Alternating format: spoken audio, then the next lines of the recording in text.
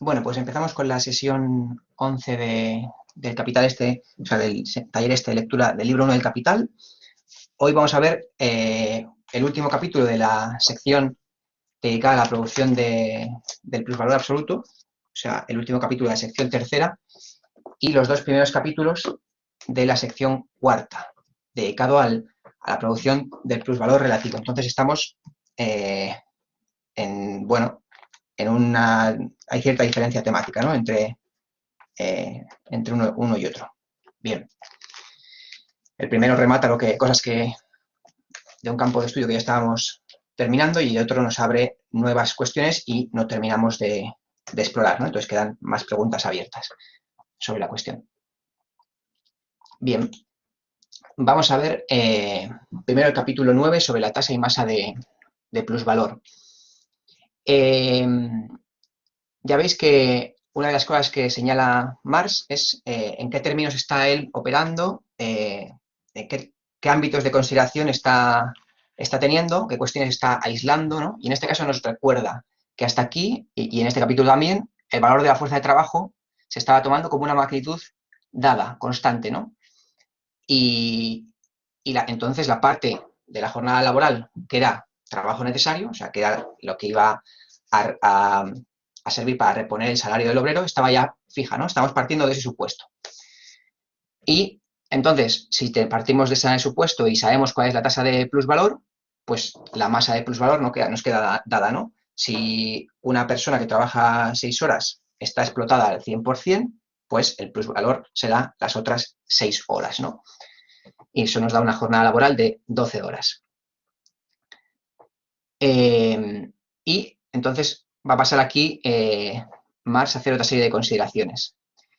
Nos dice que si el valor de la fuerza de trabajo varía, entonces obviamente la tasa de plusvalor no queda dada con la tasa de plusvalor, la masa de plusvalor, ¿no? Por eso, pues he puesto aquí este pequeño ejemplo muy tonto de que manteniendo una tasa de plusvalor de 100%, si a la izquierda varía el valor de la fuerza de trabajo, pues obviamente la masa de plusvalor va a variar a la derecha, como es evidente, ¿no? Sin embargo, si tenemos fijo el valor de la fuerza de trabajo y se nos da la tasa de plusvalor, pues automáticamente podemos deducir cuál es la masa de plusvalor. Esto creo que es interesante ir reflexionando a medida que leemos a Marx en estos capítulos, ya lo habréis visto, cómo va diseccionando las cuestiones y aislando aspectos, que era algo que ya nos había anunciado en los prólogos, ¿no? Que él iba a proceder, como no se puede trabajar como en el laboratorio de un químico aislando los componentes, pues hay que hacer esto a través de la abstracción, ¿no? Y esto que hace Marx de, por un momento, considerar que la fuerza de trabajo es una magnitud fija y qué ocurre si cambian otras cosas, y después consideramos la fuerza de trabajo variable y qué ocurre si cambian otras cosas, es parte de este proceso de disección y abstracción para comprender finalmente un movimiento real que es muy complejo, muy determinado por muchos factores, y hay que comprender cada uno de estos factores cómo está funcionando, ¿no? Y bueno, ya sabemos, ya la cuestión del capital variable creo que ya está clara, ¿no? Como expresión dineraria correspondiente al valor total de todas las fuerzas de trabajo empleadas por el capitalista, ¿no? Conjunto de salarios que debe pagar. Bien, en este capítulo Marx nos habla de tres leyes vinculadas a la masa y la tasa de plusvalor. La primera es que la masa del plusvalor producido es igual a la magnitud del capital variable adelantado multiplicada por la tasa de plusvalor. Esto era algo evidente que ya habíamos visto partiendo, como se está diciendo, de un valor dado de la fuerza de trabajo, ¿no? Aquí nos aparece ya también claramente la cuestión de que la tasa de plusvalor, es decir, la cantidad de plusvalor que genera un trabajador en relación con el trabajo necesario que realiza, es el grado de explotación. O sea, el grado de explotación en la economía política marxista tiene que ver con la cantidad de trabajo que se le extrae a el obrero, la explotación como categoría económica. un obrero que cuesta 1 y se le extrae 1 está explotado al 100%. Un obrero que cobra 1 y se le extrae 2 está explotado al 200%. Y aquí la explotación no es necesariamente maltrato, sino que es extracción de trabajo ajeno. Puede haber incluso condiciones laborales más positivas y estar bajo un grado de explotación mayor, en el sentido de que un obrero, por ejemplo, un obrero cualificado, puede estar produciendo más plusvalor y en condiciones más favorables que otros sectores de la clase obrera, ¿no? Entonces, la explotación es la absorción de plus trabajo, de plusvalor. Nos dice entonces Marx que en esta situación una reducción del capital variable, o sea, una menor cantidad de obreros, puede ser compensada con una mayor explotación, ¿no? Se puede prolongar la jornada para al final obtener el mismo plusvalor, ¿no? En las condiciones de la ley 1 se nos sitúa esta opción. Si estamos en un momento dado que el capitalista debe contratar menos trabajadores, a través de prolongar la jornada laboral puede conseguir finalmente el mismo plusvalor. Pero, nos dice Marx, y saca a colación la segunda ley, el límite absoluto de la jornada laboral media, que por naturaleza sea siempre de menos de 24 horas, constituye una barrera absoluta para compensar el capital variable aumentando la tasa de plusvalor. Es decir, esa prolongación de la jornada laboral no está indeterminada, ¿no? Tiene, por naturaleza, un límite de 24 horas. Luego, ya habéis visto en el capítulo cómo se nos habla también de límites físicos y también de límites sociales, ¿no? Los propios obreros van limitando la jornada laboral. Pero Marx nos está hablando de esto porque ya visteis por el capítulo anterior que estábamos en un momento histórico también en el cual la jornada laboral se había estado extendiendo. Que hay, ya habréis visto también, a medida que leemos el Capital, que hay una correlación lógico-histórica en todo lo que se va planteando. Y aquí es un ejemplo más de ello. Por eso, cuando pasamos al siguiente capítulo, van apareciendo también momentos más avanzados del propio modo de producción capitalista. Bueno, esto hay textos específicos sobre ello, luego si eso lo podemos hablar. Bien. Y la tercera ley que nos presenta Marx en este capítulo 9 es que, dada la tasa de plusvalor y el valor de la fuerza de trabajo, pues cuanto mayor sea el capital variable, obviamente mayor será el valor y el plusvalor producido, ¿no? Que son tres leyes muy elementales, son relaciones matemáticas muy sencillas.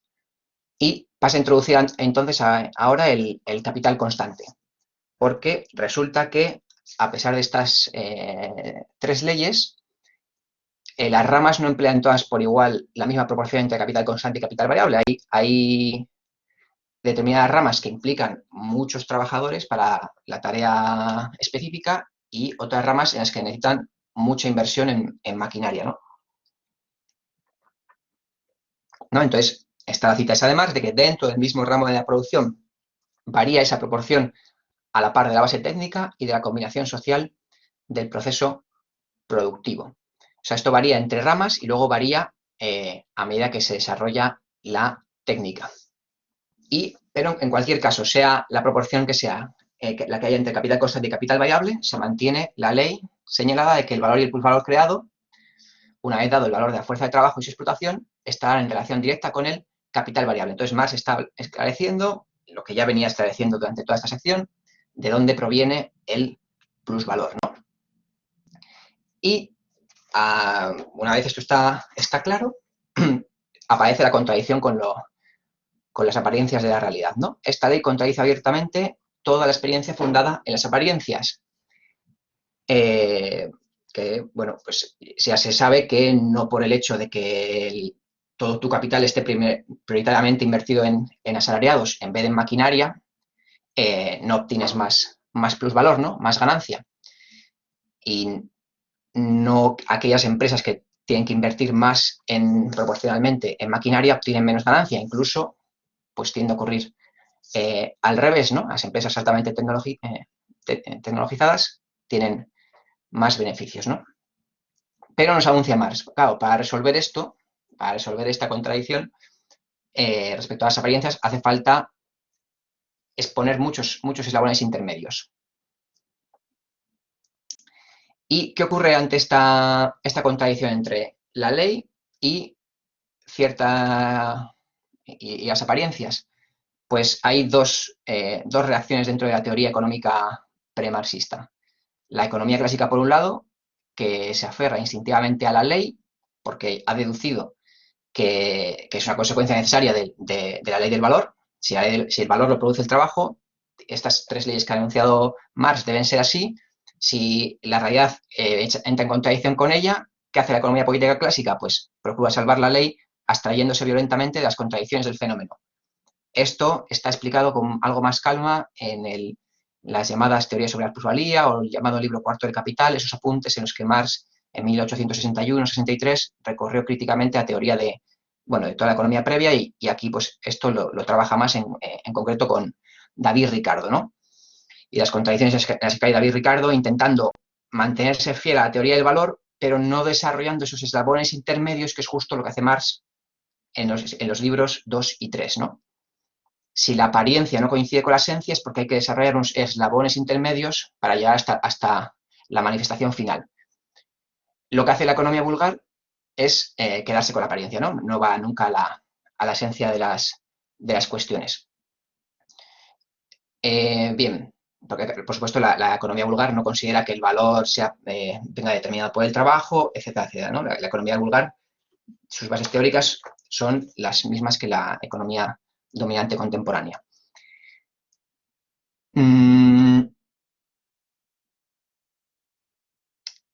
Bueno, y una vez vistas estas condiciones, con las premisas teóricas de este capítulo, Marx nos señala la otra conclusión, que es que para el aumento del plusvalor absoluto, cuando ya está la duración de la jornada laboral, ¿no? Que viene eso, limitada por razones físicas y sociales, solo se puede aumentar la masa de plusvalor de una sociedad si aumenta el número de obreros, ¿no? De modo que aquí se nos presenta un límite matemático para la producción de plusvalor absoluto en una sociedad, ¿no? Estas son las determinaciones dentro de las condiciones señaladas en este capítulo. Nos presenta después Marx la cuestión de que cuál es el salto cualitativo que por una mera empleo de trabajadores llega a alguien a pasar de ser un pequeño patrono a un capitalista, ¿no? Y bueno, ahí nos pone el ejemplo de cómo habla más de contratar a una fuerza de trabajo, a dos, para poder vivir con una explotación, explotándolas al 100% para poder vivir como ellas, ¿no? Pero para poder acumular, pues nos dice más, ¿no? Hace falta en estas condiciones dadas un mínimo de 8, ¿no? Entonces, hay una diferencia que de entrada es meramente cuantitativa, que permite, llegado a un nivel de explotación de la fuerza de trabajo y un volumen de explotación de la fuerza de trabajo determinado, dar el salto a ser un capitalista que se encarga de valorizar capital al mismo tiempo que vive por encima de las condiciones de los trabajadores que tiene contratados, ¿no? Y que solamente se tiene que dedicar a la apropiación y al control del trabajo y a la venta, ¿no? Estas son las funciones que en este capítulo Marx señala como propias del capital en este contexto de capitalismo incipiente. La situación que sucedía en el feudalismo es que por las normas gremiales se impedía coactivamente la transformación del maestro artesano en capitalista, ¿no? He puesto aquí la cuestión del anticapitalismo feudal, pues simplemente para destacar esta cuestión de que muchas veces se habla en la izquierda de anticapitalismo, pues el marxismo no es un anticapitalismo, anticapitalismos puede haber, puede ser hasta el propio feudalismo, ¿no? El proyecto marxista es el de la construcción del socialismo el de la superación del modo de producción capitalista, no un mero anticapitalismo, ¿no? No un mero rechazo al modo de producción capitalista o oposición al modo de producción capitalista, que de hecho el modo de producción capitalista tiene su mayor elogio en el manifiesto del Partido Comunista como medio revolucionario de superación de la sociedad feudal, ¿no? Bien. Y nos señala Marx esta característica de que la suma mínima necesaria para convertirse en capitalista superaba con amplitud el máximo que un maestro artesano medieval podía estar manejando, ¿no? Y aquí nos remite a Hegel, y esto nos remitiría pues, a leer a Engels en Anti-Düring o en Dialéctica de la Naturaleza, pues cómo los cambios cuantitativos se convierten en saltos cualitativos. Ya sabéis que hay infinitos ejemplos de esto, ¿no? 1 o 2 o 3 decenas de árboles llegada a determinado volumen, pues generan un bosque, y un bosque genera ya un biotopo que tiene unas cualidades ecológicas que no tienen que ver con las características de 1 o 3 o 50 árboles, ¿no? Y como esto, con otras muchas cosas. La propia diferencia inicial entre el feudalismo y el capitalismo no es más que la cantidad de obreros que pueden estar a las órdenes de una misma persona, ¿no?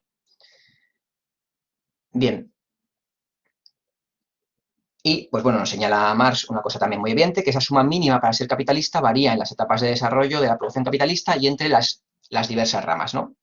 Esta cuestión de que cada rama tiene unas especificidades y implica unos gastos, ¿no? Esto lo vemos en cualquier situación también contemporánea. Por ejemplo, ¿a qué negocios cabe hoy en día todavía que la pequeña burguesía se lance a intentar desarrollar sus tareas, ¿no? Pues puede dedicarse en ámbitos como la peluquería, las fruterías, pero se ve que las panaderías ya, por ejemplo, están cada vez, como hay un sistema de producción de pan industrial congelado que va y trabajan en grandes cadenas, ¿no? Bueno, hay ciertas ramas donde hay el mínimo para poder hacer una explotación capitalista es menor, ¿no? Bueno. Y este mínimo para poder ejercer la explotación capitalista, allí donde un capital individual encuentra trabas, pues históricamente se han desarrollado subsidios estatales, sociedades con monopolio de explotación y sociedades por acciones, lo que luego en el capítulo 11 Marx llama el capitalista combinado, ¿no? Todo esto de que se pongan a trabajadores a las órdenes del capital, pues implica que el capital tiene una serie también de características de mando, ¿no? El capitalista se convierte en el mando sobre el trabajo, que debe asegurarse de que éste trabaje como es debido y a intensidad adecuada, ¿no? Y además debe asegurarse siempre que la fuerza de trabajo trabaje por encima de lo necesario para reponer su salario, y nos señala Marx que a pesar de todos los modos de producción previos en los que había pues una explotación tosca y brutal de los trabajadores, el capital es el más capaz de extraer plus trabajo de todos los sistemas de producción previos, ¿no? Y, bueno, de nuevo nos va apareciendo el hilazón histórico teórico, ¿no? En primer lugar, ¿no? Históricamente el capital subordina el trabajo en las condiciones históricas que se encuentran, ¿no? No cambia de buenas a primeras la forma en que se producen los alfileres o las botas o lo que sea que se produjese en la Edad Media, ¿no? De modo que la forma de producir más plusvalor pasa por aumentar la jornada laboral, que es todo lo que vimos en el capítulo que nos presentó hace 2 semanas. Y aquí nos vuelve a aparecer otra vez la distinción que ya veníamos viendo desde el capítulo 1, ¿no? Entre valor de uso y valor, la distinción entre trabajo concreto y trabajo abstracto. Entonces, en este caso, Marx vuelve a hacer otra vez esta distinción, ¿no? Llegado este momento, si analizamos el proceso de producción desde el punto de vista del proceso laboral, es decir, como tarea concreta, el obrero trata los medios de trabajo como simples medios y material de actividad productiva orientada a un fin, ¿no? por eso no hace falta que esta actividad sea modificada. Si el proceso de valorización, o sea, si analizamos el proceso de producción desde el punto de vista del proceso de valorización, entonces los medios de producción están funcionando como medios para absorber trabajo ajeno, ¿no? El obrero libre que tiene la obligación de venderse trabaja con unos medios de producción de los cuales dispone el capitalista a condición de que produzca más valor del que luego se le devuelve en su salario, ¿no? Entonces, desde el punto de vista de valorización, los medios de producción emplean al obrero y aquí Marx nos lleva a las determinaciones del capital que llevaron a prolongar la jornada de trabajo, al trabajo nocturno, ¿no? Pues todos esos hornos de fundición que no podían andar apagándose y recalentándose por todo el gasto que implican. Entonces, como hornos que están insertos en un proceso de valorización del capital, deben de tener afluencia obrera que emplee ese medio de trabajo para, de forma, sí, o sea, sin pausas, sin interrupciones, esté continuamente generando plusvalor, ¿no? Entonces, por eso el obrero viene manejado por los propios medios de producción desde el punto de vista del proceso de valorización. Y el siguiente salto que nos da Marx en este capítulo es el reflejo en la conciencia de una contradicción en la producción, que ya justo terminaba de exponer, ¿no? La simple transformación del dinero en factores objetivos del proceso de producción, en medios de producción, convierte a estos últimos en títulos jurídicos y en títulos compulsivos, títulos de imposición al trabajo ajeno y al plustrabajo.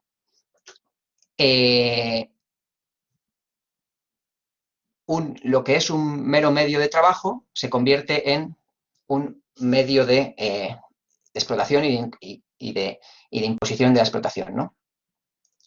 Y nos dice Marx, un ejemplo nos mostrará finalmente cómo se refleja la conciencia de las cabezas capitalistas esta conversión. Es más, este trastocamiento, peculiar y característico de la producción capitalista, de la relación que media entre el trabajo muerto y el vivo, entre el valor y la fuerza creadora de valor. Para este ancestral cerebro capitalista del oeste de Escocia, el valor de los medios de producción, usos, etc., se confunde a tal punto con su atributo propio del capital de valorizarse a sí mismo o de deglutir diaria y gratuitamente una cantidad determinada de trabajo ajeno que se figura que en caso de vender su fábrica no solo se le pagará el valor de los usos, sino, por añadidura, su valorización. Bien, se produce la confusión esta de cuál es el origen del valor, a qué pertenece, a qué parte o a qué componente del proceso laboral corresponde la producción de valor, ¿no? Si corresponde a los medios de producción o corresponde a la fuerza de trabajo, etcétera, etcétera, ¿no? Por eso nos habla más de este trastocamiento, ¿no? De la relación que hay entre el trabajo muerto y el vivo, ¿no? Tomar las cualidades que imprime el trabajo vivo, tomarlas como cualidades del trabajo muerto, que son los medios de producción, ¿no? Entonces considerar que los medios de producción son por sí mismos medios de valorización, porque funcionan como tal cuando se les pone en el seno de las relaciones de producción capitalistas, ¿no? ¿Queréis comentar algo de este capítulo antes de pasar al siguiente? ¿Alguna idea?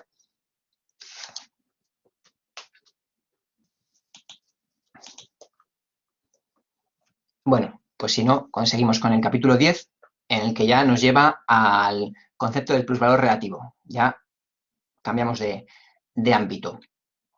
Entonces nos recuerda más el asunto de que hasta ahora el trabajo necesario era constante, la jornada laboral la considerábamos variable y para aumentar el plusvalor pues había que aumentar la jornada y esto es lo que Marx llama plusvalor absoluto, ¿no? Esto nos lo define del todo ya en este capítulo. En ese caso, el modo de producción también nos dice que venía ya dado, el modo de producción capitalista tal y como se lo encuentra, así lo emplea, simplemente prolonga la jornada laboral. Y esto es lo que Marx llama también, en estos capítulos no se ve tan claramente, pero lo veremos, lo terminaremos viendo a lo largo del libro, lo llama subsunción formal, ¿no? Porque ya existen, el trabajo ya está ordenado por las relaciones de producción capitalistas. Hay obrero y capitalista, independientemente de que todo lo demás continúe más o menos igual, ¿no?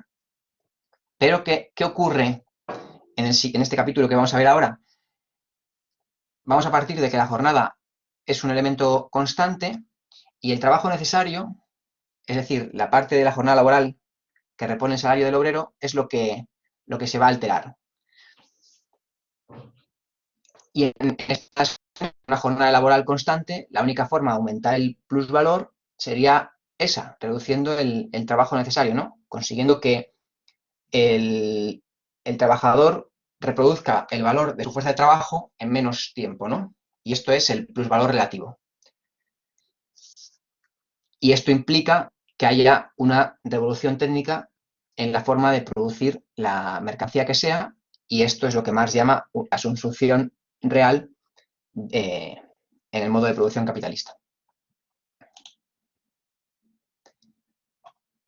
En este punto, Marx comenta la opción de que se genere, que el plusvalor aumente porque se le paga el salario por debajo, o sea, porque el salario esté por debajo del valor de la fuerza de trabajo, ¿no? Y menciona esta idea para descartarla, ¿no? Es el factor explicativo al que él va a entrar.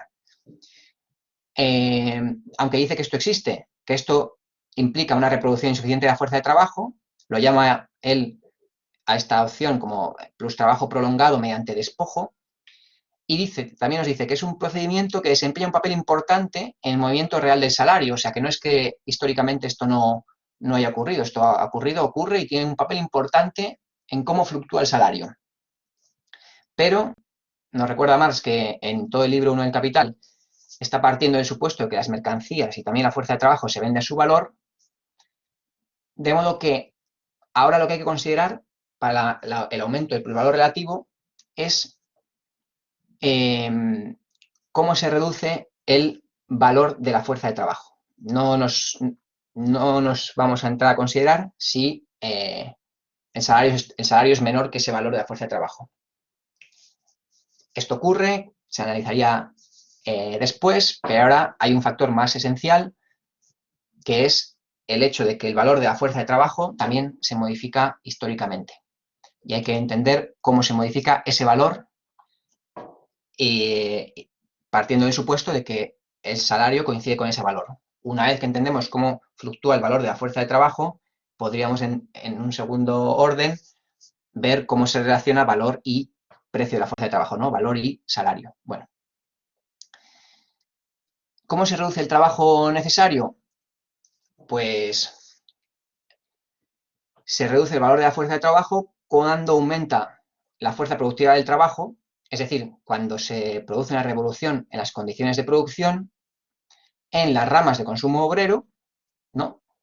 Y en las ramas que suministran el capital constante, los medios de trabajo y el material de trabajo para producir mercancías de consumo obrero, ¿no?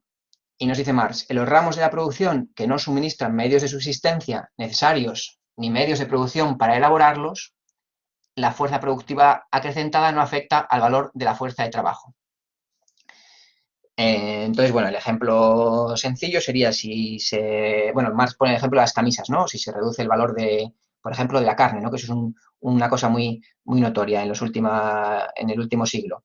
El valor de la carne se reduce y de modo que con menos valor el trabajador puede acceder a mayor cantidad de carne. Cuando una serie de medios de consumo obrero bajan de precio, pues el conjunto del valor de la fuerza de trabajo también se reduce, ¿no?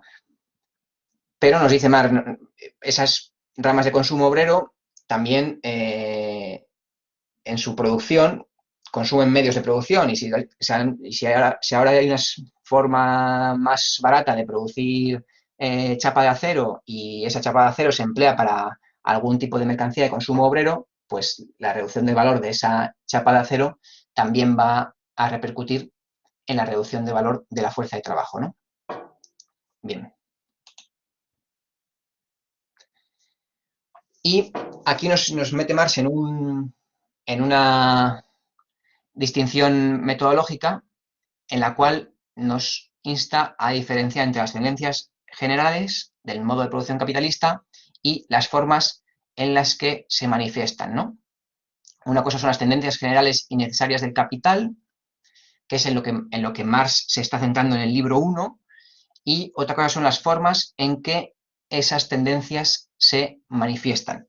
Y aquí, ¿qué herramientas nos da para distinguir?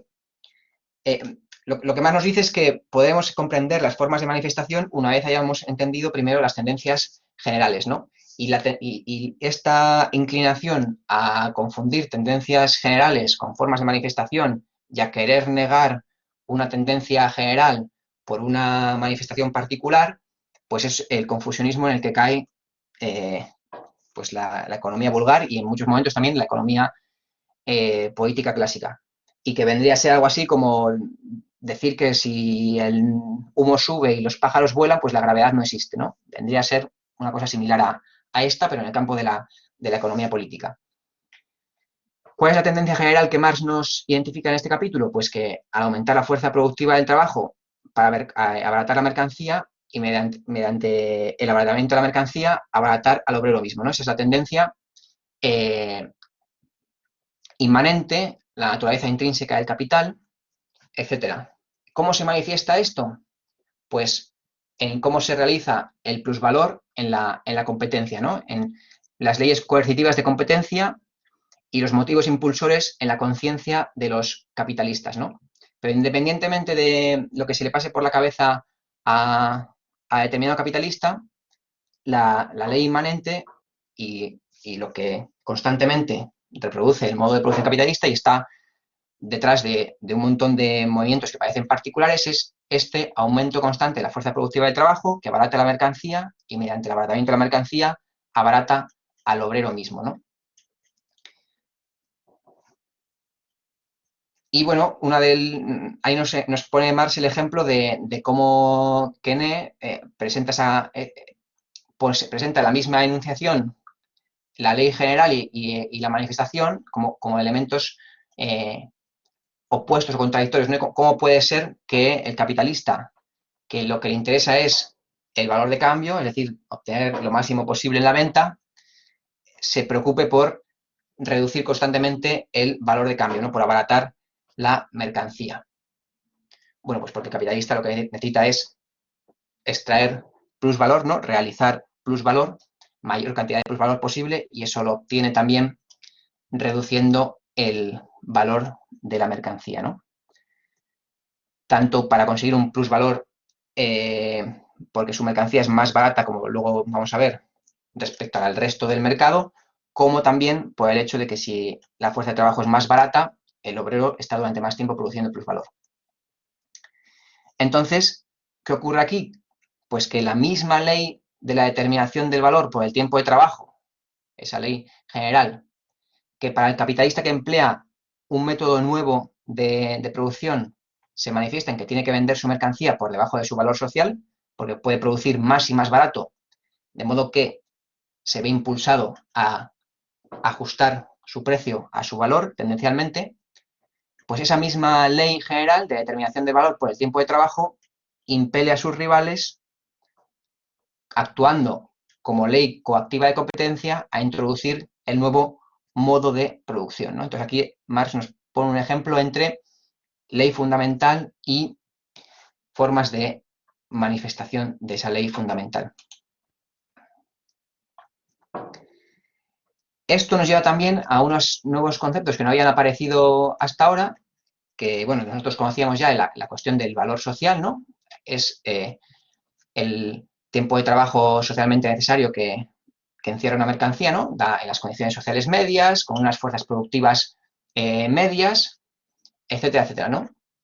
Y produce como resultado un plusvalor, arroja un plusvalor medio. Pero nos aparece aquí en este capítulo una nueva categoría que es el valor individual, que en este caso Marx aparece para referirse a un capitalista que ha desarrollado está empleando un nuevo método de producción más eficaz, ¿no? Entonces tiene una fuerza productiva mayor de la media, aunque podría ser también menor de la media, podría ser este valor individual, puede diferenciarse del social por arriba o por abajo, ¿no?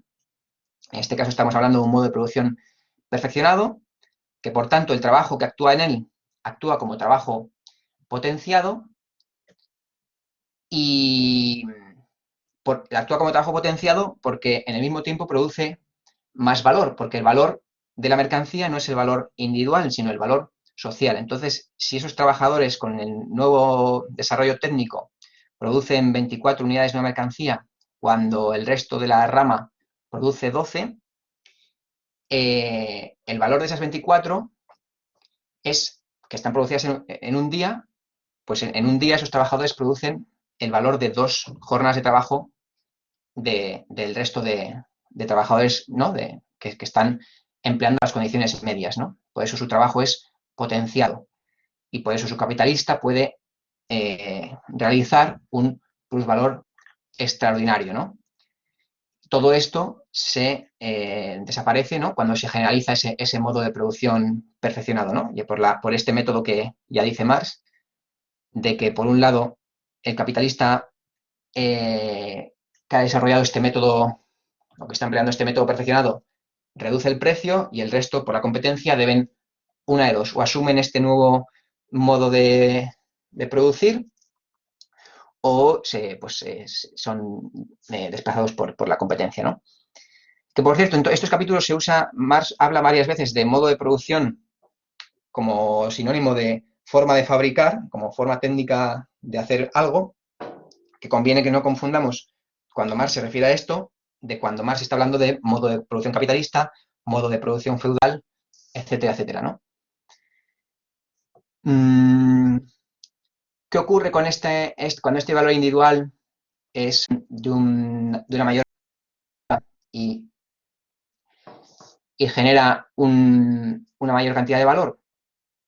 Pues que esa producción puede ser, es más eficiente porque está, en este caso, en el ejemplo que nos pone Marx, estaba duplicada y la única forma de que esa producción duplicada encuentre salida es porque haya una demanda también duplicada y si no cambia nada más, nos dice Marx, o sea, si suponemos que no hay mmm, búsquedas de mercados, porque es que Marx no introduce por aquí la cuestión del mercado internacional, entonces, si no hay ningún cambio, nos queda así la cosa, si no hay, pues simplemente, si quieres ampliar el mercado, se reduce el precio para que más gente pueda acceder a la mercancía, ¿no? Y entonces cabe la opción de que este capitalista sitúe el precio entre el valor individual y el valor social y siga teniendo por un tiempo un valor extraordinario a medida que a través de la competencia el resto van asumiendo el mismo nivel técnico, ¿no?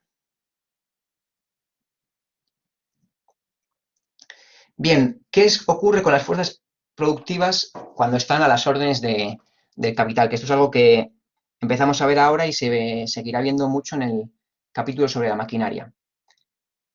El impulso inmanente y la tendencia constante del capital son los de aumentar la fuerza productiva de trabajo para abaratar la mercancía y mediante el abaratamiento de la mercancía abaratar al obrero mismo. Entonces, aquí hay, como vemos, un mismo proceso que es el impulso inmanente, el de aumentar la fuerza productiva del trabajo, que tiene dos consecuencias, ¿no? El valor de las mercancías, pues se mueve en razón inversa a la fuerza productiva del trabajo. Cuando aumenta la fuerza productiva del trabajo se reduce el valor de las mercancías y el plusvalor relativo está en reacción directa, ¿no? Cuando aumenta la fuerza productiva del trabajo en determinadas ramas, aumenta el plusvalor relativo. Y con esto lo que se nos señala en el cierre del capítulo es que la economización del trabajo en la economía capitalista no tiene por objeto reducir la jornada laboral, sino el tiempo de trabajo necesario y así prolongar el plustrabajo. Esto es lo que ocurre cuando el desarrollo de las fuerzas productivas está en manos del capital. O sea, cuando ese desarrollo de las fuerzas productivas está inserto en las relaciones de producción capitalistas. Se consigue reducir más y más el tiempo de trabajo socialmente necesario, pero todo esto no lleva por sí mismo a una reducción de la jornada de trabajo, sino a la obtención de mayor plusvalor a partir del abaratamiento de las mercancías en general y el abaratamiento del obrero. Tendrá que ser entonces, por supuesto, la socialización de los medios de producción, ¿no? la revolución proletaria, la que consiga poner estas fuerzas productivas no al servicio del capital y de la valorización del capital, sino al servicio de la producción y el consumo colectivos, ¿no? ¿Alguien quiere decir algo del capítulo antes de pasar al último? Bueno, pues de la cooperación, decir que en la primera página ya Marx vuelve a hacer otra vez lo hace aquí explícito, ¿no? Nos habla de un punto de partida histórico y conceptual del modo de producción capitalista, ¿no? Este juego histórico-teórico, que está, es una cuestión que está más desarrollada también por Engels y bueno, pues aquí un pequeño ejemplo de ello.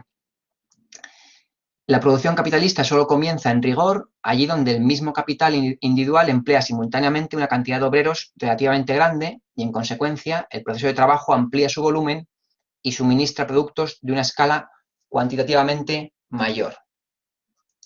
Entonces aquí nos habla Marx de que la diferencia inicial entre la manufactura y la industria gremial pues es meramente cuantitativa, ¿no? Esta es la idea que ya nos había presentado antes. Luego ya habéis visto que Marx hace una exposición de todo lo que implica la cooperación en el marco del modo de producción capitalista, ¿no? Y luego, al final de eso, hay un párrafo en el que ya concentra todas las cualidades que había él desgranado en las anteriores páginas, ¿no? Entonces, ¿qué implica la jornada laboral combinada? O sea, el hecho de la cooperación, el hecho de poner muchos trabajadores. Ese primer cambio meramente cuantitativo que lleva nuevas, engendra consecuencias, engendra una serie de consecuencias cualitativas que pueden ser de muy diverso aspecto, ¿no? Se obtiene una fuerza productiva aumentada porque, Marx nos habla de varias, vamos a ver los puntos. Se acrecienta la potencia mecánica del trabajo, es decir, se pueden hacer cosas que antes una persona sola no puede hacer, ¿no? Ni aunque, o sea, 12 personas pueden mecánicamente hacer cosas que una persona trabajando 12 jornadas nunca podría, ¿no? O se amplía el campo espacial de acción del trabajo, o se reduce especialmente el campo de producción en proporción a la escala, el campo de producción en proporción a la escala de esto, o sea, se vuelve más eficiente, o porque en el momento crítico aplica mucho trabajo en poco tiempo, es decir, hay un momento en el que hay que ir a cosechar y se va mucha gente a cosechar para aprovechar al máximo posible ese momento crítico que llama Marx, o estimula la emulación de los individuos y pone en tensión sus espíritus vitales, este punto de colectivo. Bueno, entonces, las otras cualidades, que se imprime a las operaciones análogas de los muchos obreros el sello de lo continuo y lo polifacético, o ejecuta simultáneamente diversas operaciones, ¿no? Permite no estar esperando. Todo esto, Marx lo va también a desgranar luego más en los siguientes capítulos. O también se economizan los medios de producción en virtud de su uso colectivo, ¿no? O se confía al trabajo individual el carácter de trabajo social medio. Ya no es simplemente, porque claro, cuando se están explotando solamente dos fuerzas de trabajo, esas dos fuerzas de trabajo pueden ser un poco más eficaces o un poco menos, pero cuando se está explotando a 1000 fuerzas de trabajo, pues actúan de manera promedial, ¿no?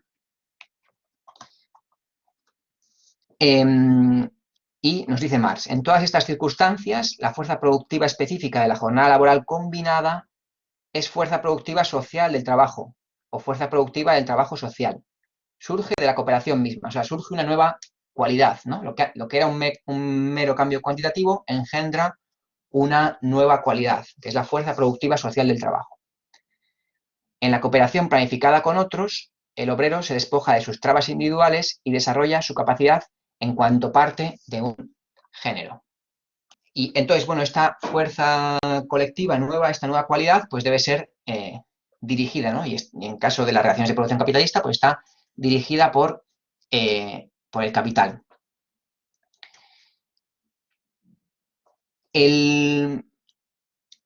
Para que esta fuerza colectiva sea explotada, pues obviamente hace falta una cantidad de capital variable en salarios, ¿no? Ese capital mínimo de que se está hablando, pues en estas condiciones eh, viene en parte dado por la cantidad de salarios que hacen falta para producir de esa manera colectiva, ¿no? De modo que en esta situación, en función de qué volumen de capital se tiene, se puede cooperar, se puede organizar el trabajo en cooperación a determinada escala, ¿no? Al mismo tiempo, el trabajo en condiciones de cooperación exige un capital variable determinado, pero también exige una cantidad de gasto en capital constante, en medios de producción también mayores, ¿no? Entonces, la máxima mínima de capital total para pasar de pequeño patrón a capitalista, que era una idea que ya nos había presentado antes Marx, ahora aparece como una masa mínima de capital como condición para el trabajo combinado, ¿no? Si no se tiene esa masa mínima, esta opción de trabajo no es accesible. Bien, en este trabajo de dirección es también importante distinguir dos aspectos del mismo, que de nuevo tienen que ver con la cuestión natural y la cuestión de la forma social. Hay, por un lado, en esta dirección una serie de funciones generales derivadas del movimiento del cuerpo productivo total, ¿no? Así lo llama Marx, y nos habla del director de orquesta, ¿no? Es decir, las tareas propias de una gran cantidad de gente trabajando conjuntamente, pues ese trabajo conjunto engendra unas tareas de dirección necesarias, ¿no? Por la propia naturaleza y por el propio desempeño del trabajo que se está haciendo allí. Pero, al mismo tiempo, la dirección del trabajo en el modo de producción capitalista tiene características específicas como función del capital. O sea, no es simplemente una ordenación del trabajo de mucha gente, sino una función del capital que es la de explotación. No es simplemente gente trabajando junta, sino gente siendo explotada conjuntamente. Entonces, el capital, cuando ejerce la dirección, la ejerce en estas dos dimensiones. Y en esta segunda, ¿no? Cuando dirige en cuanto a función de explotación, pues ahí esa dirección está determinada o condicionada por el antagonismo entre el capital y el trabajo, ¿no? Porque, bueno, pues toda esa cooperación de los asalariados está fundamentada, dirigida por una voluntad ajena para los trabajadores, que es la del capital, ¿no? Y ese grupo de gente haciendo una serie de tareas, pues en ese momento está plenamente guiada y definida cada una de sus tareas y sus funciones por el capital. Entonces cooperan, y esa forma de cooperar es una forma particular de la existencia del capital para valorizarse, ¿no? Que yo creo que esto es, eh, lo voy a tirar como hipótesis. Si este seminario en otros se leyesen los manuscritos económico-filosóficos de París, esa idea de la enajenación que aparece mucho en los manuscritos económico-filosóficos y después va desapareciendo los textos de Marx, convendría leer estas páginas de nuevo y ver lo que aparecía en aquel primer Marx que llevaba pues 6 meses o un año tomando contacto con la economía política y con una perspectiva o con un bagaje más hegeliano. Vale, que creo que se me ha ido un momento la conexión. Bueno, pues esta entonces nos dice Marx que como función del capital es despótica y llega también a desarrollarse a tal nivel de que ya no como nos había puesto en el capítulo, porque nos había dicho primero Marx en el capítulo, el último de la sección anterior, que estas eran funciones del capital, pero aquí se llega a un nivel de explotación del trabajo en el cual hasta estas funciones que parecían del capital se dejan de serlo, ¿no? porque el capitalista no es capitalista porque dirija la empresa, ¿no? Pues dice por ahí Marx, es capitalista porque valoriza su capital y la dirección de la empresa pues puede quedar a cargo de un asalariado, ¿no?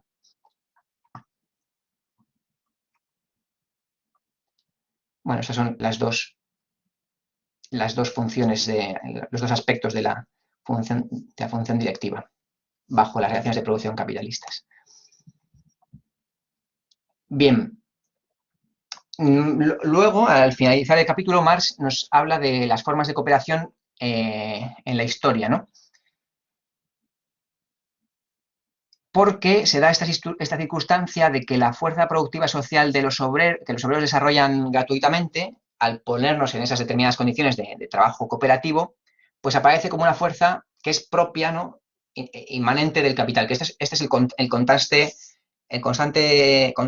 fetichismo que, que produce el modo de producción capitalista de darle a las cosas las funciones que tienen los propios seres humanos, ¿no? Entonces, en este caso, parece que es propio del capital la cuestión del trabajo de manera cooperada.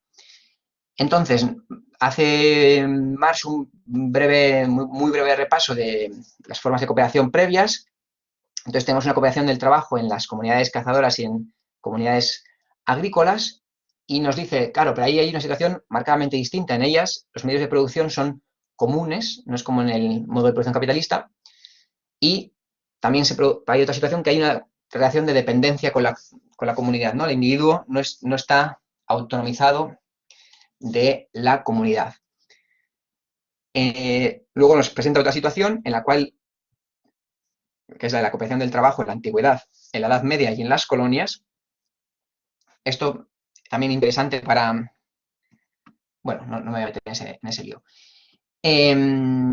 Aquí lo que nos dice Marx es que hay relaciones directas de dominación y de servidumbre y en la mayoría de los casos hay esclavitud. Entonces tampoco, aunque también aquí hay una cooperación, es una cooperación distinta de la que se produce en las relaciones de producción capitalistas. Entonces, ¿en qué consiste la cooperación cuando se da bajo las relaciones de producción capitalistas? Pues primero hay un asalariado libre, ¿no? Eso se diferencia tanto del miembro de la comunidad dependiente como del esclavo o el sometido a relaciones de servidumbre en la antigüedad, Edad Media y colonias. Y por otro lado, esta cooperación surge históricamente por oposición a la producción independiente que existía en el, pues bueno, en el seno de la sociedad feudal y como degeneración también de ella, ¿no? Dice Marx, el pequeño campesino, el pequeño labrador y el pequeño artesano, ¿no? Entonces, la cooperación capitalista surge históricamente por oposición a estas formas de producción. Entonces, esto hace que pues, no parezca una forma histórica particular de la cooperación, sino que parezca una característica propia específica del modo de producción capitalista, ¿no? Y lo que nos dice Marx es que, bueno, pues lo que ya más o menos veníamos viendo, pues que con esta transformación, pues se da el primer cambio del proceso real por la subsunción del capital. Ya no solamente hay una serie de trabajadores a sus órdenes, sino que se ha empezado a modificar el modo en que se trabaja, ¿no? Además, un modo en que se trabaja que es una necesidad histórica para superar los límites de la producción del pequeño productor agrícola y del pequeño artesano, y que encima esa necesidad histórica es aplicada por el capital, ¿no? Y bueno, de ahí el carácter revolucionario del capital en una época histórica determinada. Y esto es todo lo que había traído de... Así que comentamos lo que queráis ya. Adelante, Jorge.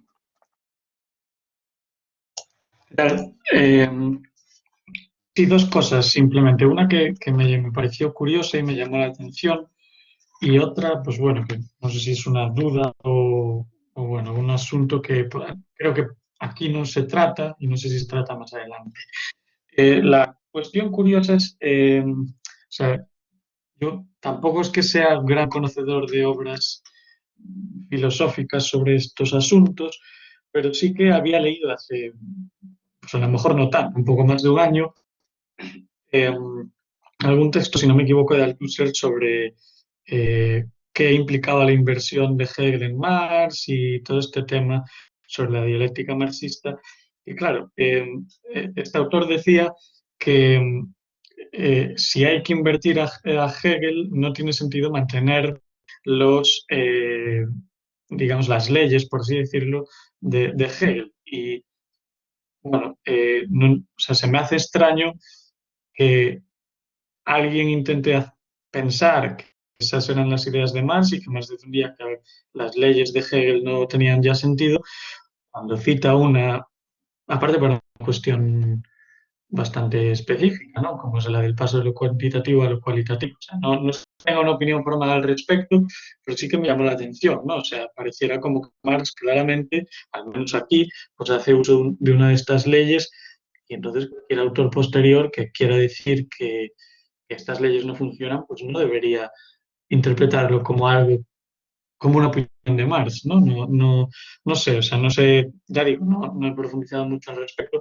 pero sí que me llamó la atención, porque si es tan evidente que invertir no puede ser rechazar sus leyes porque Marx las usa, pues no sé por qué perder el tiempo intentando hacer pasar mm, una opinión que a lo mejor es legítima y más correcta que la de Marx, como la opinión de Marx, supongo que me da la impresión por esta cita o por este pasaje que no puede ir en esa línea, ¿no? Y la otra cuestión es un tema que a mí, o sea, me parece interesante, supongo que tampoco genera demasiadas dificultades, pero que sí que no sé si luego se trata un poco más, ¿no? Y es un poco el rol desde el punto de vista económico de la invención tecnológica, digámoslo así, para entender. O sea, de, la, el sujeto que revoluciona los medios de producción. Eh, Desde el punto de vista del análisis de Marx, entiendo que no hay ninguna dificultad en señalar que el capitalista no revoluciona nada, al menos no cuando, como señala Marx, llega a un punto en el que ni siquiera vigila el propio devenir de su, digamos, del capital. Eh, pero sí que, claro, a mí me plantea una duda, ¿no? Y es que, o sea, esto que Marx llama el trabajo potenciado, entiendo que es potenciado por unos medios de producción que han sido, digamos, perfeccionados. En ese sentido, la plusvalía extraordinaria, lo que Marx denomina plusvalía extraordinaria, requiere de trabajo vivo para aparecer, por así decirlo, pero entiendo que no es creada directamente por el trabajo vivo, ¿no? Entonces, no sé si hay si luego trata este tema de cómo influyen las invenciones, entiendo pues, que una invención genera, o sea, es un poco extraño, ¿no? Pero genera un valor de uso, que es el valor de uso de reducir el tiempo de trabajo socialmente necesario. No sé si se le puede llamar de uso, pero valor de uso, pero bueno, en el fondo es algo eh, que satisface las necesidades del ser humano en cierto modo. Y claro, pues esa es un poco la duda que tengo. ¿Cómo se resuelve esta cuestión de las invenciones? ¿Cómo encaja en toda la estructura de Marx? Aunque, ya digo, o sea, entiendo que son fases coyunturales que podrían entenderse como excepciones en cierta medida y que no ponen en duda la estructura o las ideas generales, ¿no? Pero sí que me parece un caso interesante para, al menos para ver eh, eh, cómo operan las categorías de Marx en este caso concreto. Vale, pues bueno, primero por la cuestión de la dialéctica y Hegel en Marx, bueno, ya sabes que eso es un debate, bueno, ya sabe todo el mundo que es un debate profundo y que el propio marxismo ha estado sometido a debates muy, desde la muerte de Engels, debates muy intensos sobre cuáles eran en qué consistía prolongar y continuar y desarrollar el análisis marxista y, por supuesto, ha habido continuas también desviaciones, malinterpretaciones, etcétera. Yo, sinceramente, en este punto, hasta donde yo he conseguido llegar, continuamente donde me encuentro una exposición que sistemáticamente es fiel al pensamiento de Marx y de Engels es en el marxismo soviético. En, Ilienkov en muchos puntos, Rosenthal, en Kedrov cuando habla de la ciencia y expone lo que piensa Engels, en Engels mismo una concepción mucho más fiel cada vez que resume el Capital o que resume aspectos del pensamiento de Marx, y en cambio me encuentro continuamente en el marxismo occidental estas cosas que chirrían, como la que dices de Althusser y la dialéctica, cuando Marx lo dice clarísimamente en el prólogo, aparece por aquí y por allá, y, eh, y bueno, y está Althusser y está un montón de gente más, y Fernández Liria, y que también es althuseriano, o sea, pero yo me remito en primer lugar, por ejemplo, al anti-Düring, a la obra de Engels, al anti-Düring, a la dialéctica de la naturaleza, y ahí queda clarísima el papel de la filosofía de Hegel, eh, invertido, transformado bajo una perspectiva materialista. Que luego los filósofos se ponen a decir que no es meramente invertir, porque no es dar la vuelta como un espejo. Bueno, todo eso, la verdad es que ya digo que son, en mi opinión, preocupaciones que han lastrado al marxismo occidental y que el marxismo soviético tenía resuelto desde mucho antes, desde mucho antes. De la cuestión de el plusvalor acrecentado, en la página 57 del primer capítulo estaba ya barajada esta cuestión, el hecho de que la fuerza productiva aumente y que el trabajo se vuelva más fecundo, es decir, que sea capaz de ofrecer más valores de uso en el mismo tiempo. La página 957 en el capítulo 1. Esto implica que, o sea, bueno, al margen de esto, en el mismo tiempo siempre se produce la misma cantidad de valor, ¿no? Eso era algo que ya nos había dicho Marx. Pero si las condiciones medias son unas y la fuerza productiva individual de determinada empresa está por encima de la media, ese trabajo es más fecundo, produce más cantidad de mercancías, y como esas mercancías valen lo que el trabajo necesario social medio, en esa coyuntura esos trabajadores producen,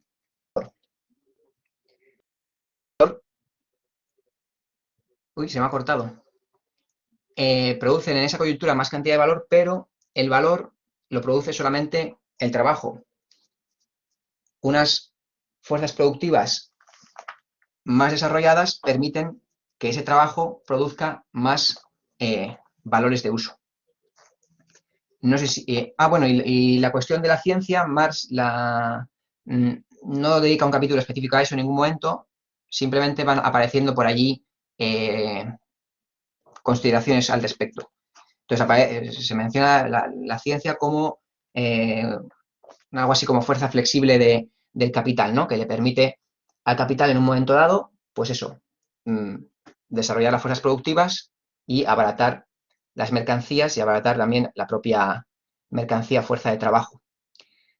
Y otra idea propia del marxismo muy clara es que todo el desarrollo técnico de la mecánica y de las ciencias naturales tiene que ver con el desarrollo capitalista de la producción. O sea, hay una relación entre el desarrollo técnico del capital y el desarrollo de las ciencias naturales como necesidad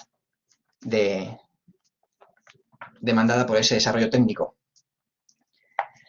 Lo que no te encuentras por ningún sitio es pues los mitos del emprendimiento y de la creatividad, y todo eso no, claro, esa mitología liberal sobre el empresario y el creativo pues no está por aquí. De hecho, bueno, pues hay muchas afirmaciones, pues también dice todo el trabajo que le lleva a Newton llegar a una conclusión, y luego esa conclusión la estudian los adolescentes en el bachiller, ¿no? Habría que recoger sobre la ciencia hay muchas afirmaciones a lo largo de los 3 libros del Capital que pues, se podrían sistematizar. Adelante, Enrique. Enrique, no te oímos, ¿eh? Creo que tienes el micro sin conectar. A ver, ya, ahora sí, es que está bien, ya me escuchan, ¿verdad? Sí, ahora sí. Respecto al capítulo 9, no sé si pudieras comentar, digamos, en lo que se traduce políticamente el, el estudio en general del capital. Y en este caso, escuché que comentaste que el marxismo no es un rechazo al modo de producción capitalista, sino la aspiración del marxismo es eh, dialécticamente la superación por vía de la destrucción. Esto es acabar con el modo de producción capitalista en el entendido de su superación hacia el socialismo y el capitalismo. Y esto me lleva a preguntar tu opinión en relación a los eventos que se han dado en el mundo, el Foro Social Mundial, en fin, y una serie de movilizaciones que son solo y simplemente anticapitalistas, ¿no? Porque tú comentabas, este, no es un rechazo al capitalismo, es, como ya dije, su superación. Y estos movimientos se quedan en simplemente ser anticapitalistas, incluso entrando a un terreno, en mi opinión, de moralista, más que referido a lo que significa la lucha de clases, la construcción partidaria, la revolución misma. Luego, ya en el capítulo 10, sí, no sé si esto es una duda, pero cuando hablamos del plusvalor relativo, cuando yo me lo trato de explicar, pienso en las cadenas productivas de automóviles, por ejemplo, en la que el capitalista puede aumentar la velocidad del paso del automóvil. Hemos visto en el llamado Fordismo, ¿no?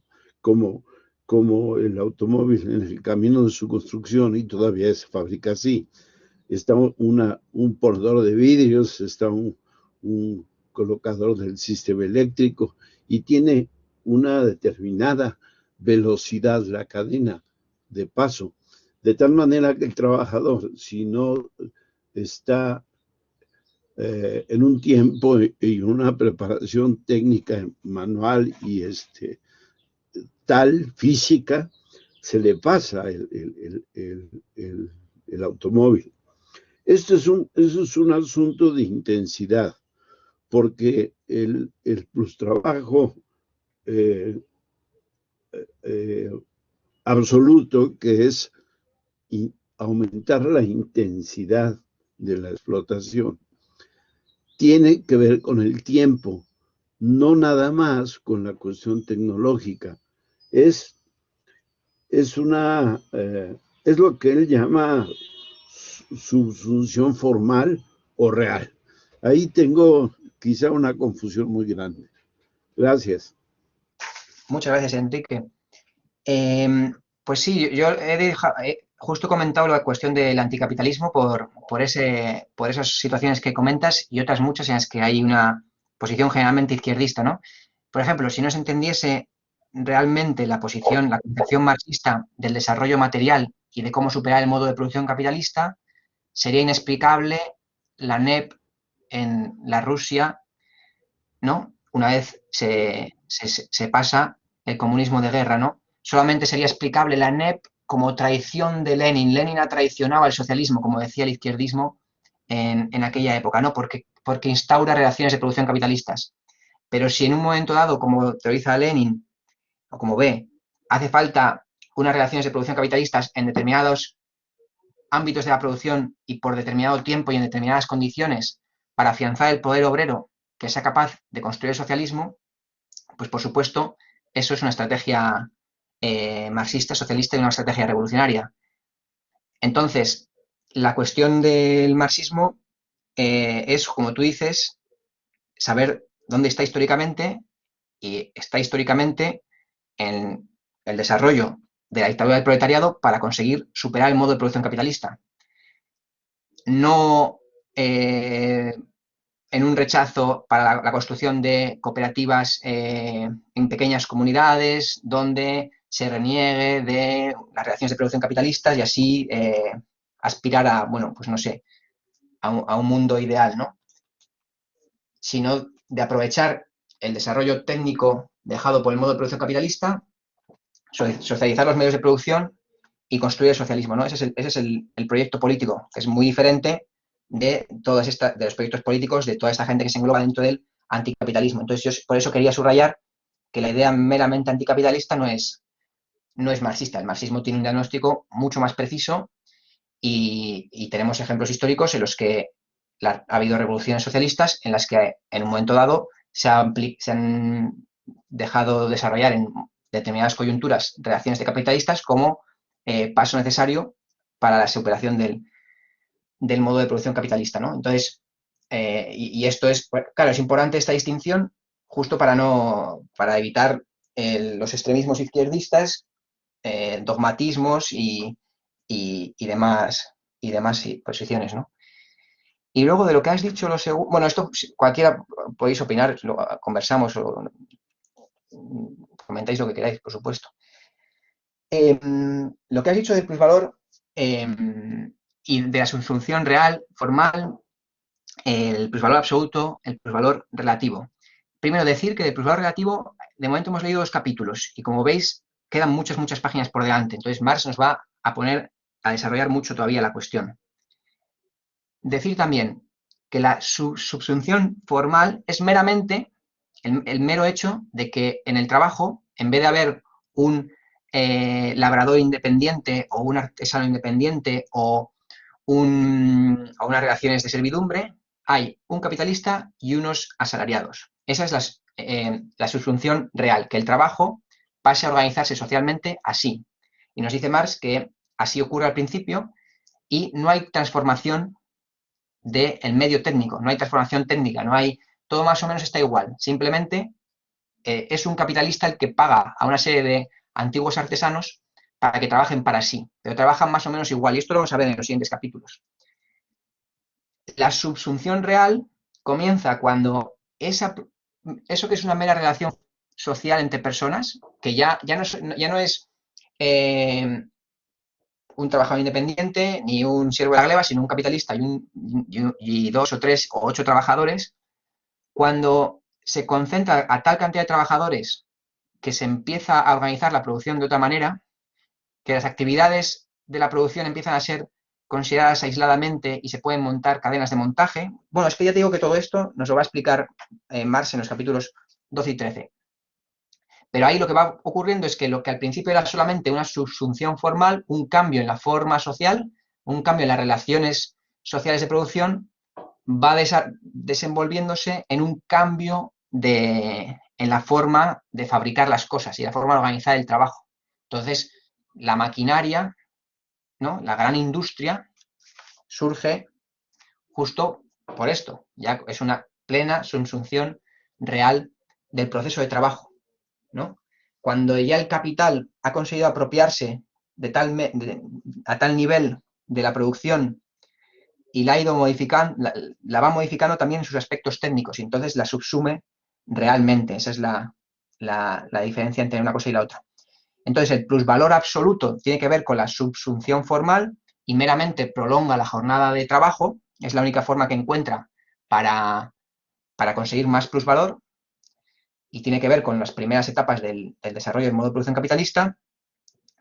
Y el plusvalor relativo implica ya una transformación en cómo se trabaja, implica que la fuerza de trabajo reduzca su valor y para que la fuerza de trabajo reduzca su valor es porque las mercancías que consume el obrero se han reducido de valor. Entonces ha habido ya ha habido transformaciones técnicas, ya se están dando transformaciones técnicas. No sé, Enrique, si esto resuelve o si alguien más se anima a comentar algo. Adelante, Enrique. Espero que no sea una necedad el asunto de la duda. A ver, o a lo mejor está fuera de sitio lo que voy a comentar.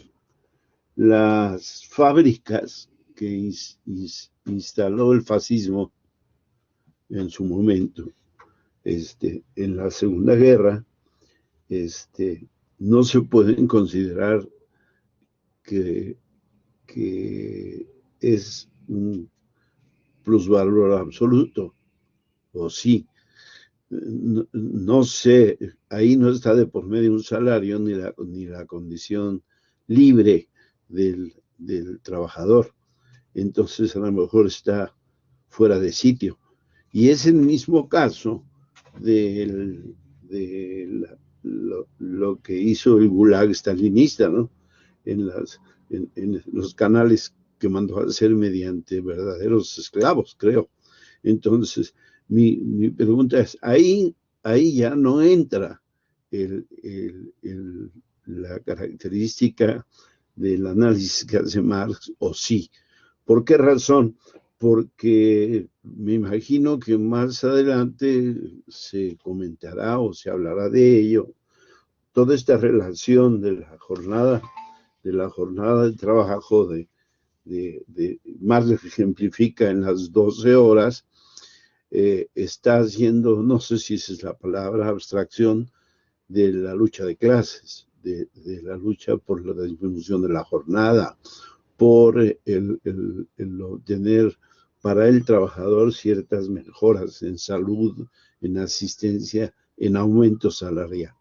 Entonces, solo ese comentario. Gracias. Por lo demás, está claro. Muy bien. Bueno, o sea, el ser humano ha trabajado toda su historia y el ser humano ha trabajado bajo condiciones de explotación siempre que ha habido clases, ¿no? Pero ya sabemos que las condiciones de explotación se han dado bajo relaciones distintas, ¿no? Entonces, si en un momento del siglo XX se produce unos campos de concentración para el trabajo esclavo, pues esas relaciones de producción son de esclavitud. Otra cosa es que bueno, entramos esos productos se pueden vender, los productos que producen los esclavos, igual que se vendía el algodón en las plantaciones esclavas de Estados Unidos, pero las relaciones que hay entre el dueño de la plantación esclava y la persona que está allí trabajando son relaciones de esclavitud. Y bueno, aquí lo que más se está analizando son las relaciones capitalistas de producción. Entonces, bueno, pues habría que ver. Yo suelo decir que cuando se producen relaciones de esclavitud, como por ejemplo las de las plantaciones de algodón en Estados Unidos, y el algodón se vende a Inglaterra, esos esclavos están produciendo mercancía, entonces están produciendo plus trabajo y plus valor, pero bajo relaciones de producción esclavistas. Entonces, pues sería me imagino que sería otra investigación considerar eso, las formas de esclavitud en las cuales se ha estado produciendo mercancías, pero bajo relaciones de producción esclavas y lo que eso implica. Porque Marx también en algún momento habla también de eso. Las herramientas en general, cuando hay relaciones de producción esclavas, las herramientas en general son más toscas, porque los trabajadores están mucho más maltratados, al mismo tiempo maltratan más las propias herramientas de trabajo. Entonces, sería otro ámbito a analizar que no es específicamente este, aunque podemos encontrar elementos de contacto, pero sería otra cosa. Pero ahora que lo dices, me he acordado de esta cuestión y aparecerá más adelante, yo creo que en el capítulo de la acumulación originaria, algo así un poco de pasada sobre las plantaciones de algodón en Estados Unidos y esta cuestión de la relación entre la técnica cuando hay relaciones esclavistas y cuando hay relaciones capitalistas. Tú, Jorge, en la pregunta de la ciencia me imagino que te preocupaba más la concepción de la relación entre ciencia y producción, ¿no? Entre ciencia y actividad económica.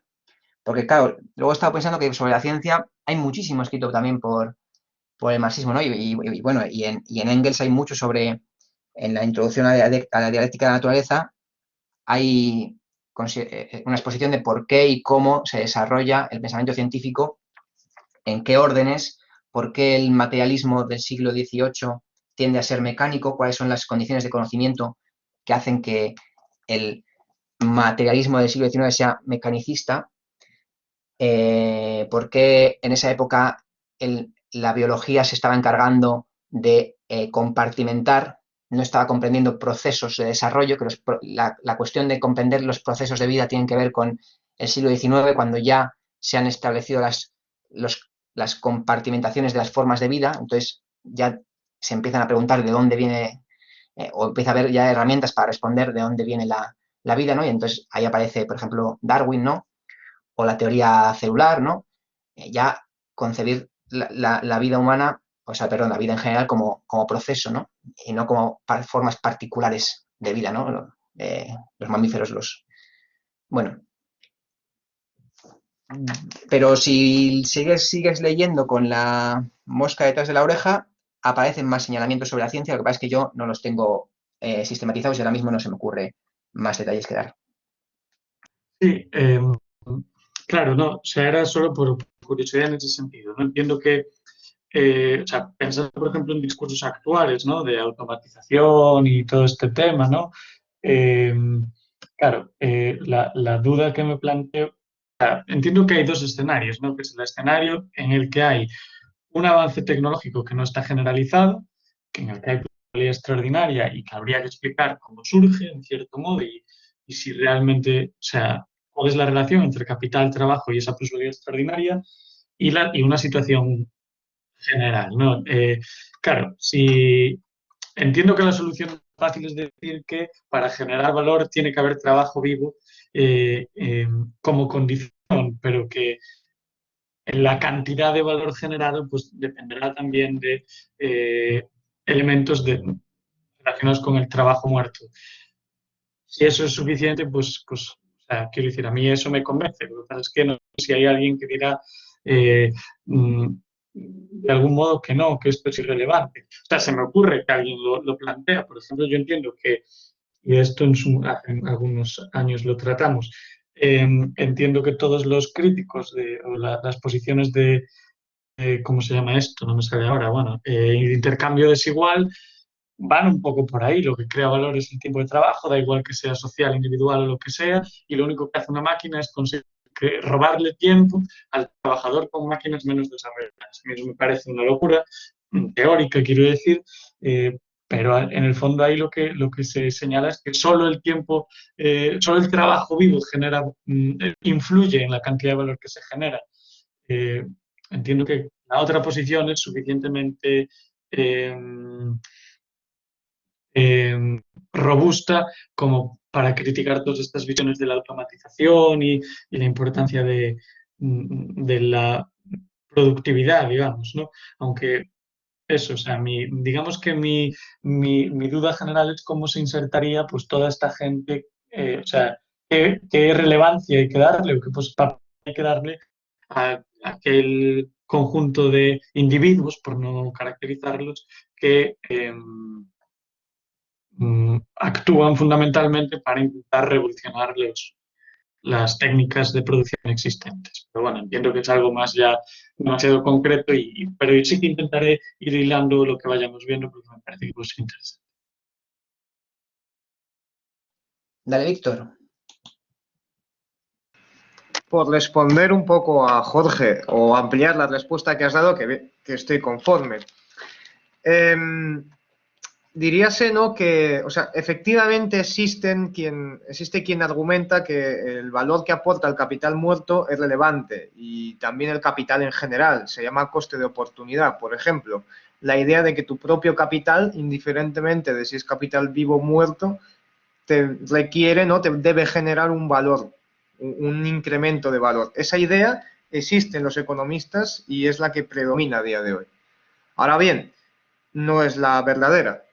Por otro lado, tenemos a algunos teóricos de la dependencia y algunas teorías económicas que parten de la idea de que el valor es simple y llanamente desempeño de la fuerza de trabajo, gasto de fuerza de trabajo.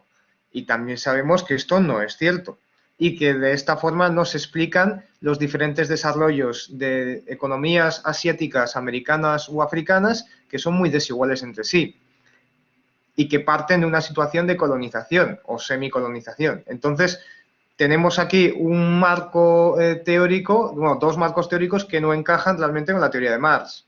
Lo que tenemos es que ese trabajo potenciado, efectivamente, lo que involucra son fuerzas naturales, se llega a decir en teorías de la plusvalía, la ciencia, de tal forma que el producto de ese trabajo es potenciado, es multiplicado con respecto, por cierto, a los trabajos existentes previamente, ¿no? Cuando hablamos de plusvalía relativa es porque una fábrica ha aplicado un modo de producir que es superior a los de sus coetáneos. No olvidemos que, bueno, esto se extenderá y esa superioridad desaparecerá.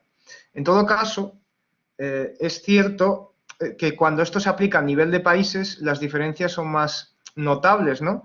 Porque si un país sabemos que está empleando tecnología de alto nivel y otro que está empleando tecnología de bajo nivel, lo que podremos inferir es que de media las horas del país que emplea una tecnología inferior van a corresponderse con un valor en términos sociales siempre, porque aquí hablamos de valor de cambio, que es un valor social que es menor al de la misma cantidad de horas trabajadas en un país que emplea capital muerto, tecnología de un nivel superior. Y esto es porque, claro, evidentemente el capital muerto juega un papel, pero como tú bien deduces, no es un papel necesario, sino es un papel casi contingente. Lo que realmente crea el valor va a ser siempre el trabajo vivo, el trabajo humano. Y los medios que se emplean para tal fin son contingentes. Sí es cierto que el cómo se emplean esos medios y de qué tipo, de qué calidad, de qué nivel tecnológico son esos medios influye en la productividad, pero lo fundamental es la existencia de trabajo vivo. ¿Por qué? Porque al final lo fundamental es que exista una voluntad, que exista un objetivo, que exista una capacidad de cumplir, digamos, un desarrollo, un proceso. Y eso, evidentemente, una máquina no lo tendría por sí mismo. No sé si esto sirve para aclarar un poco la cuestión de por qué realmente subyace siempre el trabajo vivo. También subyace el trabajo vivo porque para crear ese capital muerto ha habido previamente un gasto de trabajo vivo.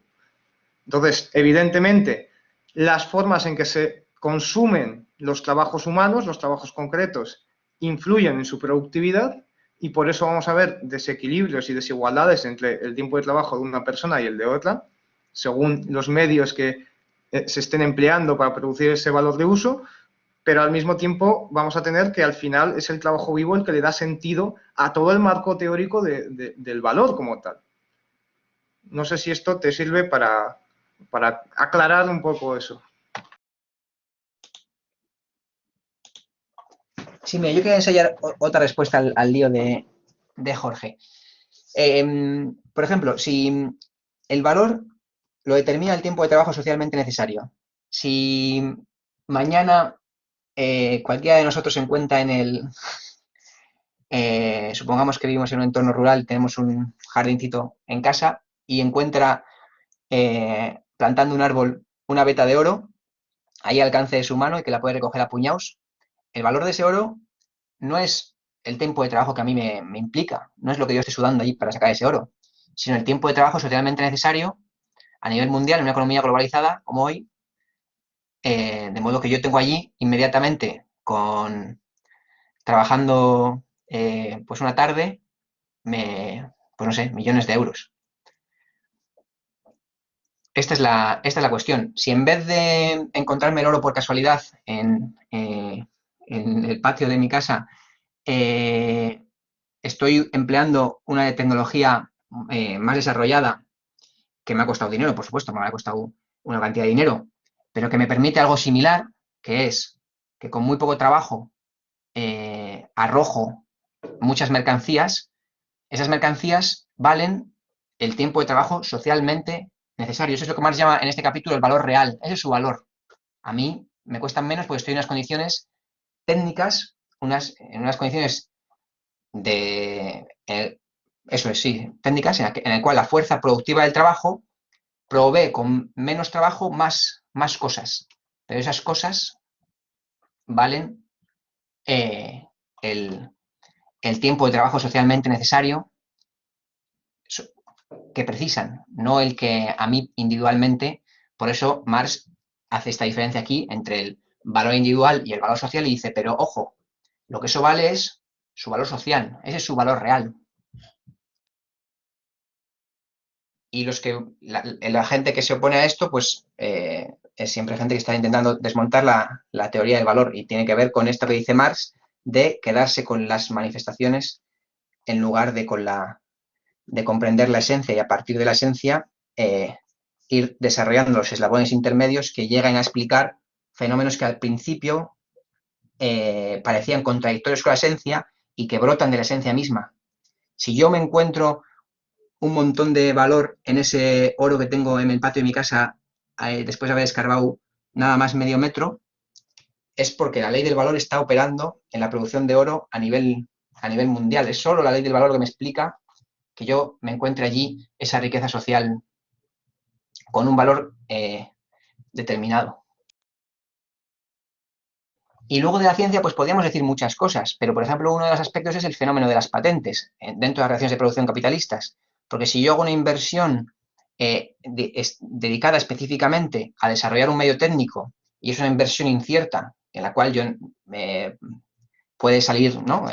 Mejor o peor, hay una serie de relaciones jurídicas que aseguran que mi inversión la voy a poder explotar y que no va a ser, y que no pasado mañana me van a hacer la competencia, ¿no? Entonces, aquí hay, pues mira, esto es un ejemplo del freno del desarrollo de las fuerzas productivas a que conduce las relaciones de producción capitalistas, ¿no? Mientras que en una producción socialista, cualquier descubrimiento técnico inmediatamente es aprovechado por tantos ámbitos productivos como el país pueda aprovechar, ¿no? Y luego la otra cosa también que habría que pensásemos es, como la inversión científica es relativamente incierta, ¿no? Hay muchas cuestiones no, a menos que sean pequeños cambios muy particulares, no siempre es rentable, pues hay muchísima investigación científica pública a la cual acuden ojeadores privados y van mirando qué opción de rentabilizar, ¿no? Entonces, también el capital o la sociedad burguesa destina una parte de sus gastos estatales a esa inversión, pues bueno, un tanto incierta, y el capital se va a adueñar de aquellas en las que ve opción de valorización, ¿no? Entonces, bueno, hay muchas facetas de esta relación, Jorge, que creo que podríamos ir desgranando. Pues bueno, creo que no hay nada más, ¿no? Ya nos hemos pasado más que otras veces. ¿Alguien, si quiere decir algo o cerramos la sesión? Pues nada, pues cerramos, ¿no? Ya nos vemos para el capítulo 12. Toda esta cuestión de los cambios técnicos y demás. Gracias por los comentarios y nos vemos en 15 días.